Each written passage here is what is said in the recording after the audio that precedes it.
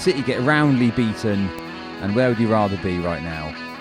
The Middle East or Mesopotamia on Sybil Street? I would like to be on Mesopotamia on Sybil Street. Hello, welcome to the Big Bang Theory podcast. My name's John. I'm here with my friend and colleague Dan. Good selection of fruit and veg. Yeah, wide. Yeah, if you've ever seen them wheel out the big containers for all that as well, that's quite impressive to see. It's quite the operation. Yeah, right. Yeah. And quite the selection indeed. Which do you prefer, that Mesopotamia? Yeah. Mesopotamia? Yeah. Or Best One?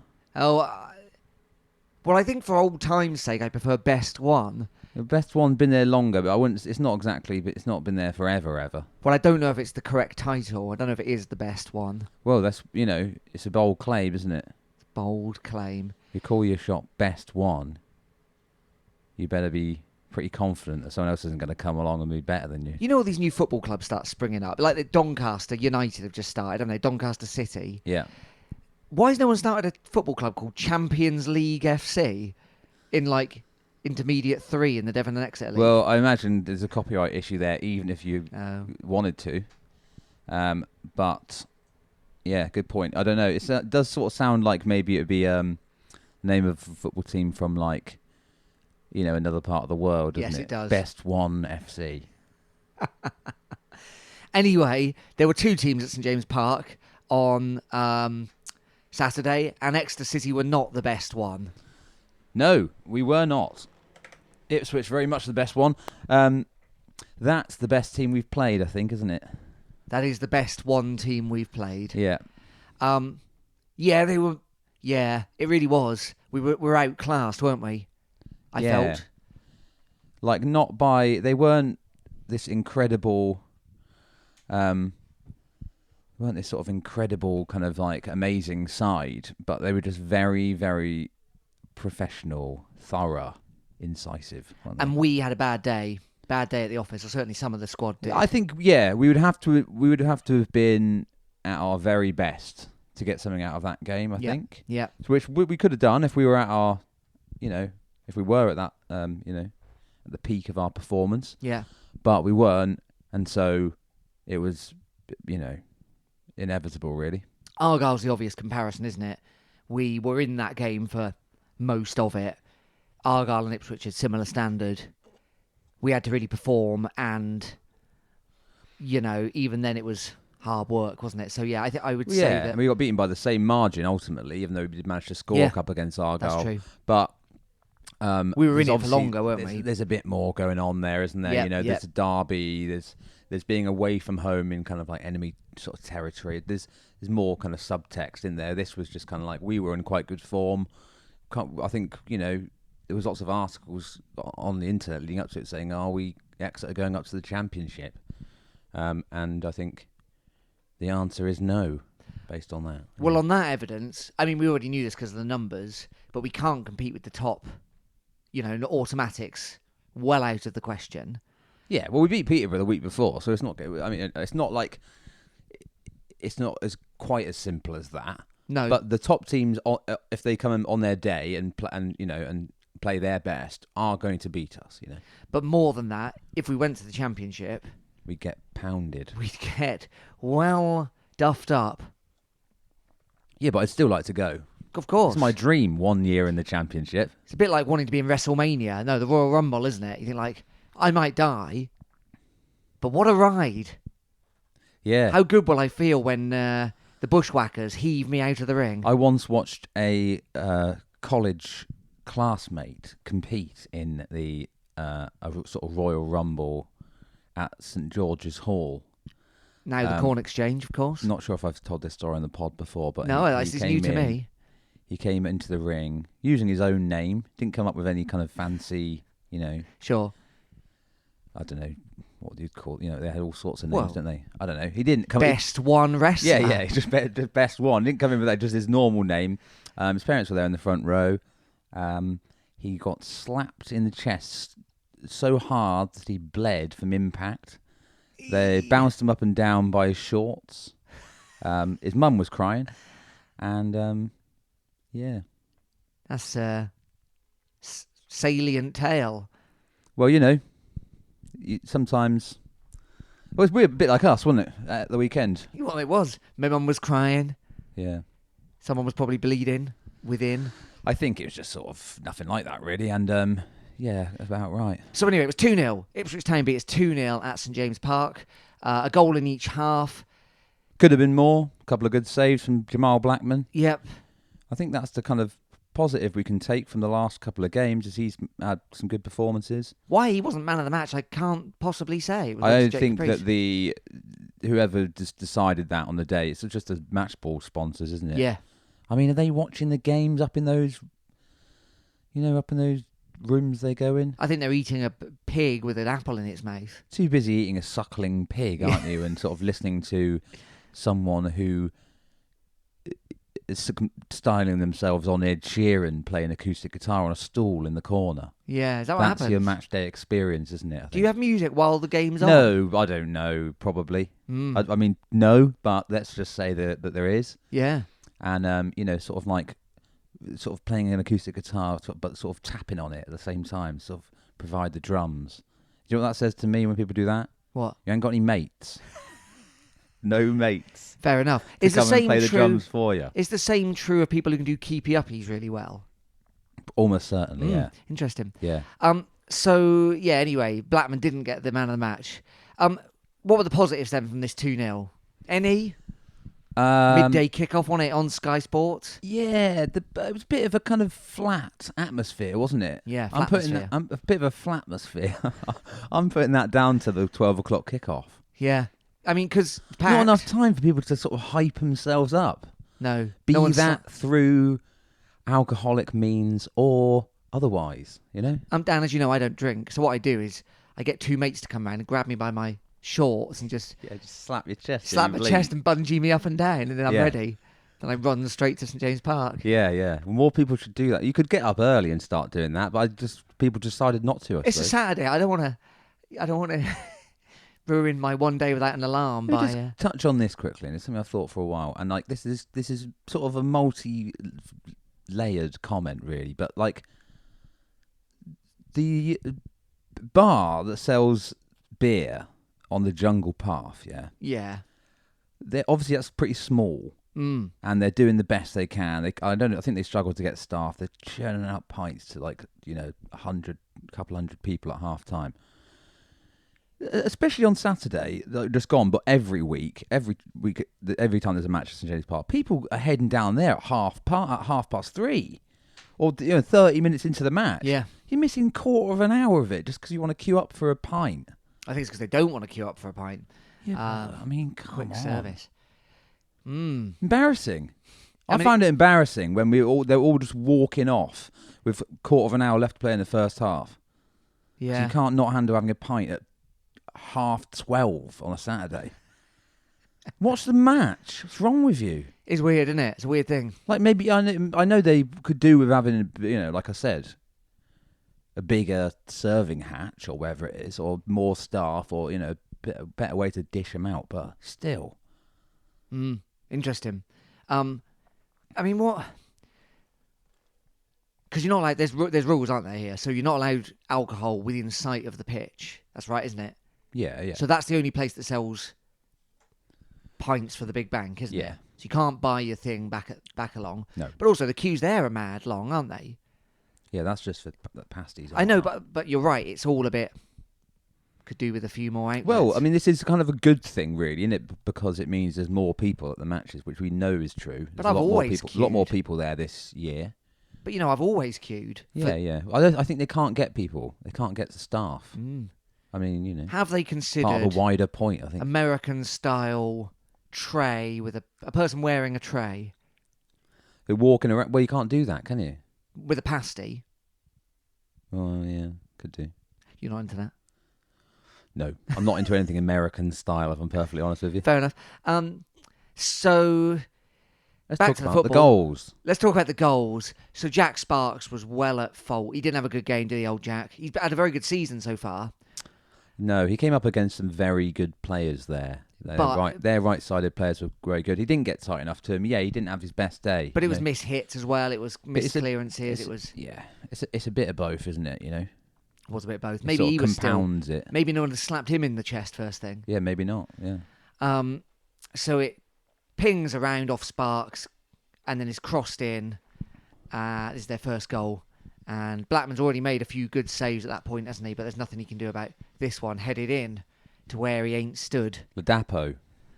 Freddie Ladapo. Now, here's a thing I want to talk about. No one was really booing him, right? Well, it's weird, isn't it? He kind of cupped his ear to the crowd because I imagine he was expecting to be booed. Yeah. But I don't know what people don't know that he used to play for Argyle or don't care. Or... Isn't it weird? Like, when I was a kid, you knew exactly who had ever played for Argyle, had ever even been to Plymouth, and you would boo them within an inch of their life. Nowadays, we boo people who used to play for us, and we don't know who's played for Argyle. That's a weird change. Yeah. I mean, I'm all for booing people who used to play for us under the right circumstances. So, as a rough guide, Jordan Moore-Taylor, boo. David Wheeler, not boo. But listen, Dan, fair enough. Last time David Wheeler came, he didn't get booed. Listen, we boo Moore-Taylor because he went off with Tisdale. Yeah. Is that now a crime? I mean, it wasn't in the best... like, going to Argyle's the crime. No, but there's more to it than that, wasn't there? There was a bit more to it than that, but... And I know MK Don's a stupid club, but isn't that punishment enough? No, but he had that clause in his contract that he could go to a League One team if Exeter didn't get promoted and stuff, and he didn't have to go. I don't know. Like, it was just all a bit...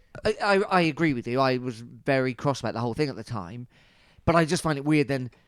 We do weird booing about certain people. Matt Gill springs to mind, but Ladapo gets away with all of it, and he scores against us in front of the Big Bang and gives us the ear cup. Yeah, I know. I don't know. But then also I was thinking, that's good. We're so not into any of what he's doing. We don't even choose to know anything about him. So in a way, I was like, the best form of getting back at someone is ignoring them. Yeah. So I don't know how I feel about it. The old phrase. There is the old saying goes. No, there is a saying, isn't there? Something around like, you really won when you don't even care about them. Yeah, is that famous? Is it? Mark Twain said that, didn't he? Aristotle. Yeah. No, I don't know. Anyway, Ladapo scores. Yes. But of course, it's the reminder. Did he leave Argyle for $1 million? It was certainly a great big sum of money. Yeah. So I don't know what it was, but that's just a reminder, isn't it, of the kind of scale of difference between a team like Ipswich and a team like Ipswich probably shouldn't be in League One and probably won't be for much longer. They're sort of a championship level team, really, at least. Aren't they? I mean, let's not forget they were Premier League at the start. Well, I think some people did forget that because they did the chant. Yeah. Championship and but they didn't. They missed out Premier League. I was like, hang on a minute, do you not remember them when they're in the Premier League? I would have chanted Alf Ramsey and you effed it up. Yeah, right, yeah.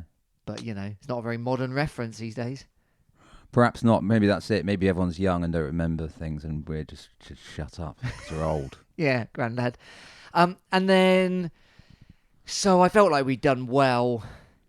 Nombe didn't start. He went for Harry Kite. Was this one? Harry Kite and extra man in midfield, and Brown and Stansfield up front. It didn't give us. It didn't work at all. I think Ipswich had kind of sussed out what we were going to do and were better, but we didn't press from the front at all, which really didn't help us. That would have given us a more of a chance of imposing ourselves if we'd, the strikers weren't, the forwards weren't pressing, and it gave them a lot more time to build. It was a mistake in my book, and I think Nombe should have started that game. Yeah. I also think Jay Stansfield was a bit off colour. Yeah, but he's not that sort of player, is he? But he's normally quite a frantic player. Well, they should have been closing down, but I can only put that down. I don't know whether that was an instruction or because you think it's quite strange if they just didn't do it. That him and Brown, if they just were like, nah, No, so you can only imagine that's an instruction. And like Nombe's your outlet person, isn't he? Like, if he does play, it's more of a kind of an out ball for us. But we didn't really have that first half, so we didn't really help ourselves. And then Nombe came on later on. I think we shifted. He started to shift things around a bit as the game went on, but I mean, it didn't really make much difference anyway. So we were never getting back into that game, really, were we? Nombe had a shout at a penalty. I can't remember if this is before or after their second, maybe just before. Yeah, I can't remember if I think maybe it was it. Maybe it might have been 2-0 down at that point. Now you're of the opinion it could have been a penalty. Yeah, I think definitely. I mean, there's much softer penalties have been given than that. He definitely knocks him off balance, and Nombe does get to the ball before any Ipswich defender. Like, I don't think there could be many complaints if the penalty was given. At the same time, it would have been reasonably soft, and I don't think we should. And I feel like our complaints would be. I think this way round, there's more to complain about than if the penalty was given. Yes. Okay. But it wasn't like it wasn't some, crime that the penalty wasn't given. It was just a bit like, disappointing maybe. Anyway, they did get the second goal from a corner, wasn't it? Yeah. Oh, was it Hartridge had a chance, didn't he? Have we talked about that yet? No, that's our only other real chance actually. That's from a corner as well down there. That's in the first half. Yeah, it is. Sweeney sort of hooks it back over his head, and it's great movement from Hartridge to tack the ball on the near post. Just doesn't quite get enough connection. Does get it on target on the kind of, is on the volley or sort of on the bounce. Yeah. On his good foot, but didn't quite connect, and the keeper saves it. It's very close in. Keeper's quite could have been different. It could have been different, but perhaps not. Anyway, it wasn't to be. But wasn't to be. And then they score from a corner, which it wasn't the best. I mean, avoidable really from us, but I mean, ultimately, I don't think it. Who knows? Who knows? It could have affected the outcome of the game if a bit more luck on our side, a bit better defending. I'm not sure if it's Nombe. No one jumps with him anyway. Whose man it is, I'm not quite sure if it could be Nombe's, could be Josh Keys. We need to defend better from corners. That's absolutely true. Now, regular listeners to the pod will know my feelings on this, or on goal celebrations in general. But Matey from Ipswich did my most hated of goal celebration. Oh, yeah. I know what to call it. Harness, this guy's called, right? Yeah, it's the harness. It's the Hulk, the clenched fists. Oh yeah. I know exactly what you mean. Yeah, he did that, did he? Yeah. Sort of a big muscle tensing sort of. The muscle tensing, right? Yeah. You do that at the Olympics when it's the old, look at my muscles competition, not the official title. You've got a baggy football shirt on and you look like a twerp. Why do they do this? Ooh, I'm a big strong man. Are you? I don't know, if it was someone who was a big, strong man. Akinfenwa. Yeah, there was someone a couple of weeks ago as well who I thought, old matey at Peterborough, hench. wasn't it? Yeah. But then maybe you think oh yeah, fair enough. You're a muscly bloke. Why not show him off? Yeah. But he's a small little guy, and he harnessed. Yeah. Did it anyway. Yeah, and it wasn't exactly some kind of incredible display of strength. No, it wasn't. It's not like in World's Strongest Man where they've got to pick up those big concrete balls and put them onto a concrete cylinder of varying height. No, it was not. So that annoyed me. Hey, talking of concrete balls, Jamal Blackman loves being very calm in possession and being inches away from catastrophe, doesn't he? He does. Another one on Saturday. There's a lot of it wasn't the Cruyff term, was it? It was just kind of he just kind of ran past the guy, and I was like, "Blimey, Jamal!" Everyone else is like, It's good. It's good when it comes off, but you'd still rather it didn't happen. In the first I would place. really, yeah. Old concrete balls himself, does it?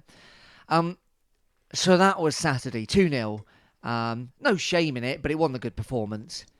No, I think it's our worst performance so far under Gary Caldwell. Although I can't really remember all of them already. So no, that's definitely the case. Against by far, I think by far the strongest team we've seen. Yep. At least based on that performance. Well, it was the biggest mismatch, partly to do with standard of player and partly to do with performance, wasn't it? So yeah, it was a bad do. On the plus side, it was on Sky, as we've said. No one's watching Sky and thinking, I'll buy some of them in January, are they?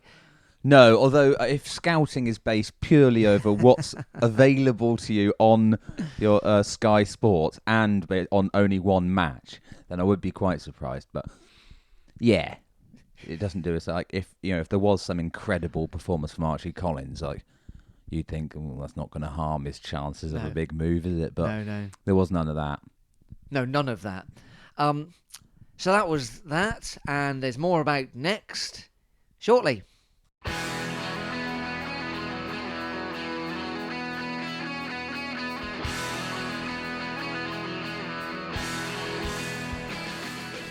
Welcome back to the Big Bank Theory podcast. Remember, you can get in touch with us in all the normal ways. We're still on Twitter at the minute until Elon, becomes an Argyle supporter, which he probably will.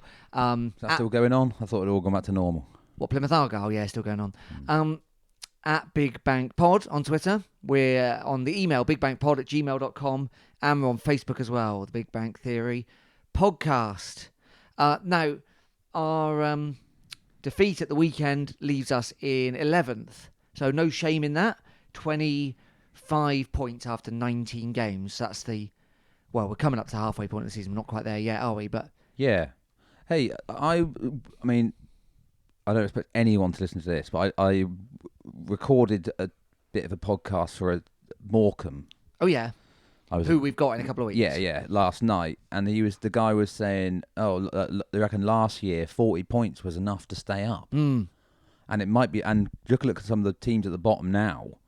You think that might be enough this year. I suppose that's because kind of like people like Ipswich and Argyle just not dropping any points. Yeah. So there's less to go around. But so in theory, we're only 15 points off safety. Yeah. Possibly. It's a bit weird, isn't it? Because I'd be happy with 50. I think that was true safety. Argyle went down on 50 the year they came down to League Two. Oh, really? Yeah. But that's a bit of an anomaly. But then you reckon apparently last year it was like 40. You were that's safe. Right. Yeah. So it's weird, isn't it? Obviously. Yeah. But you're right. Let's say we're about halfway points wise. Well, I'm surely we are. Safety, and we're not even halfway through the season. If you look at the bottom four, they're all on 14 points. Amusingly. Yeah. Yeah. And then everyone else is on at least 20. So there's already quite a big gap. And we're obviously some distance away from that on 25. So yeah, a few more wins before Christmas, and before the turn of the year, we'll feel very happy. Yeah. If we can get to 30 by January. Yeah, I'd be really pleased with that. I think everyone would be. So on it continues, but no league action for City this week. In fact, hardly any league action for anyone because it's the second round of the FA Cup. Yeah, which we're in. Which we're in, and we got Oxford United away. Yes. So we played Oxford only 5 or 6 weeks ago. Yeah, during the Kevin Nicholson era. Yes. Caretaker era. It was a bad do, wasn't it? That was at St James Park. Yeah, we lost 4-2. We went 4-0 down, actually, as well, yeah. Yeah. I mean, they weren't the same kind of team as Ipswich or Argyle. We were particularly poor. We were very bad in that match. Very, very bad. This was the famous Raheem Harper, I'm going to lift my leg up. Yeah, so they scored direct. The first one was direct from a free kick, or pretty much direct from a free kick. Yeah, Harper jumped over the ball. What's that with him? We haven't seen him since... We haven't seen him since Coldsaw took over. No, we haven't. In fact, we haven't seen him since he was in a fight.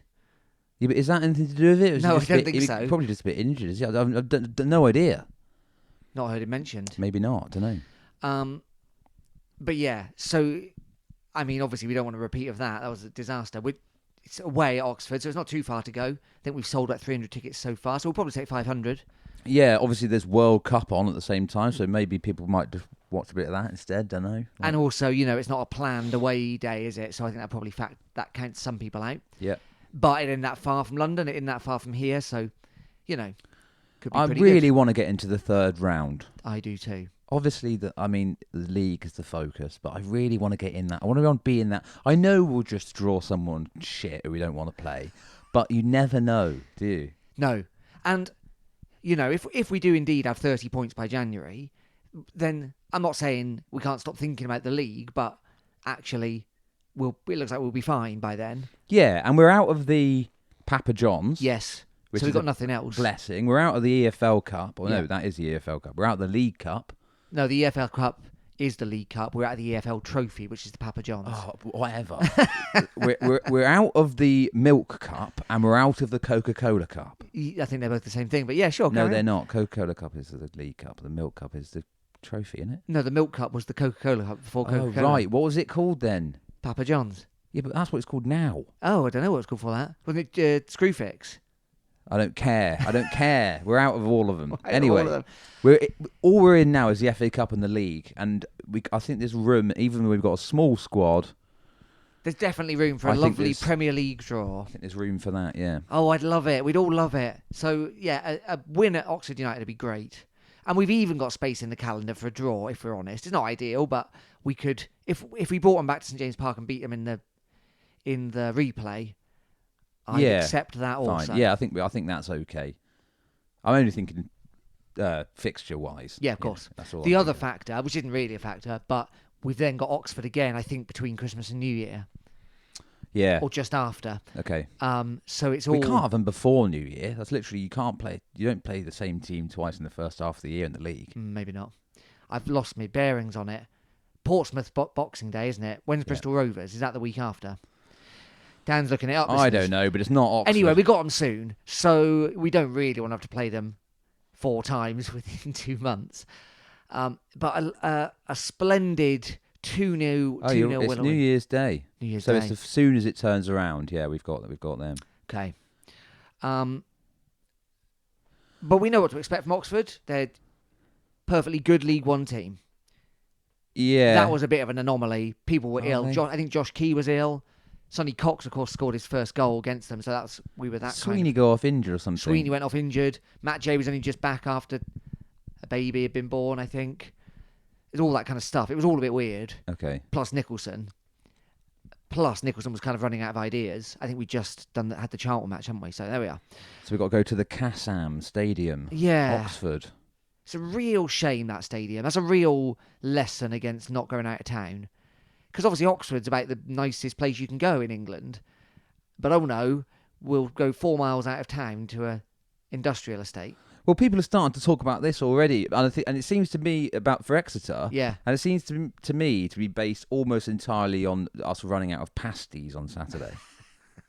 Now this means we have to have some conference centre near the M5 with designated parking and so. Isn't it worth, listeners, just considering a man with a tray walking round with pasties first? I'm not keen on that idea, as I've stated earlier. But if it's a toss up between that and moving out to Cranbrook, then I'll take the tray with the pasties. What about a wheelbarrow full of pasties? The other thing is, no, really, obviously, I'm being a bit facetious. It's more about the fact that we're getting more people in. Yep. We've had to have a weird reduced sellout.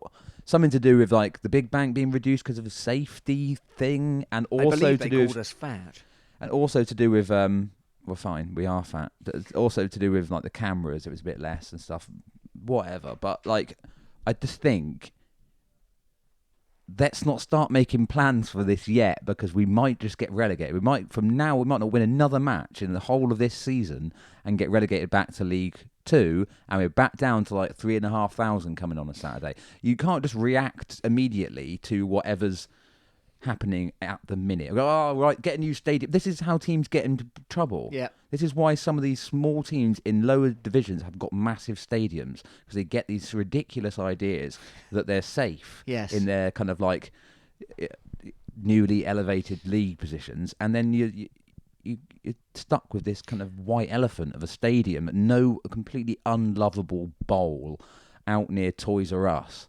That wouldn't be that bad. Is it Toys R Us even exist? I think it went bust. Don't know what I'm talking about. Smith's Toy Superstore. Whatever. 8 miles away. You know, do you know what I mean? You're like, I'd say this as well. There's loads of factors in what you're saying. Thing number one, we might not get relegated. We might have a perfectly good season. We might have a perfectly good 10 seasons and be in League One, and numbers just don't go up much. They just kind of stay. Like, surely it's better to be roundabout sellout most of the time. And then, lovely. That's what you want, isn't it? You want basically a capacity stadium that basically sells out. Like, you don't want... They would say you lacked ambition. Yeah, fine. But, apart from anything else, if the end goal is championship, and I don't know if it is or not, in the championship, you can't have standing anyway, right? So... You got about 3 years to put it into place. I know, but anything, we're very much on a journey here, one way or another, and it might just be we just become an established League One team, and we're in League One for the next 40 years. Do you know what I mean? It's not just like, oh, we're definitely going to be championship and we're definitely therefore going to need 20,000. And also, there's loads we could do. Like that away end, very specifically, is not temporary, but it can be easily removed. We bought it second-hand off Barnet because we didn't want to spend all our money on this thing because we didn't know where it would go. How much bigger can you make it, though? Well, you could make it, surely, 2 levels. Couldn't you? If you... Pretty steep. Well, you'd have to get rid of your pavement, but... isn't it easier to get rid of a pavement than to move an entire football club out to somewhere else in the city, you know? I don't know. You're allowed to just get rid of a pavement? Well, you'd have to ask. Yeah. They frown upon just building stuff on pavements. No, but I mean, like, is that not kind of like you need to have a pavement? No, some roads don't have pavements. You could make it. You could say, "Can this no longer be a driving road?" What about that? I mean, anything's possible, right? Like we always seem to think, and this is Qatar all over. We're not getting into this. We think like, no, it's easier to do something insane that costs billions than it is to just think, oh, how can we be flexible here? What if that's not a road anymore? What if you can just walk to those houses? And what if then what's currently the away end actually isn't as big as the big bank, but is double the size that it currently is? You know, like that's surely not mad. I think there's some logistical issues, but I think you might be right that it's probably there's probably more of a workaround there than there is of like going like we're going to rebuild an entire thing in And you're asking people to change your entire life. Like, I'm not saying I wouldn't go out to Sandy Park, let's say, but you're asking me then to change how I think about football, how much I enjoy football. Football is the least stressful part of the week for me. Like, I don't have a stressful life, but like honestly, I know exactly how it works. And then suddenly, like, oh no, you got to take 3 bus journeys. I watch all those Chiefs supporters go past me in their crappy buses, and I think the poor sods. You know, they're stuck up against the window. That's their choice. Fine, it's their choice. But they're asking us to have to change exactly everything that we feel about football for something different. Yeah. And I think that's just not on. Okay, yeah. I realise we're ranting. No, I know. I was too, but I think, I think our point's been made, hasn't it? Fine, our point's been made. Anyway, in the meantime, we've got to beat Oxford United in the Cup. Yeah. So, yeah, hopefully... We're in a bit of a different place. Well, we're in a very different place now, as in we've got a different manager. And you look at the league table and they're basically the same as us. Yeah, they literally are like right behind us. It was a bit of a fluke result, wasn't it? I think they deserved it on the day, but that wasn't our normal team. No. It wasn't our normal performance. So yeah, that's that. Yeah. I know why we got Morecambe the following Friday. It's classic FA Cup, and you can't watch it or anything, or No, you can't watch it. There won't be any highlights. There'll be like 30-second highlights, no matter how many goals are on. They won't put them up for like 6 hours. Yeah, it's really rubbish. The Morecambe on the Friday has been moved because England could play on the Saturday. But weirdly, no one else has moved their games. I don't understand it at all. Is that the only reason? Yeah. Oh, okay. But I know Morecambe are very like, what do they get, 1,500? So I wonder if they're like, well, we can't just have 800 people watching us. Yeah. And Exeter's obviously a long way from Morecambe, so maybe it's all the reasons. Anyway, that's for the following week. Yeah. Yeah. Yeah, we'll talk about that a bit next week, I suppose, will we? The shrimps. We will. Thanks to everyone who got in touch about bugles. Oh, yeah.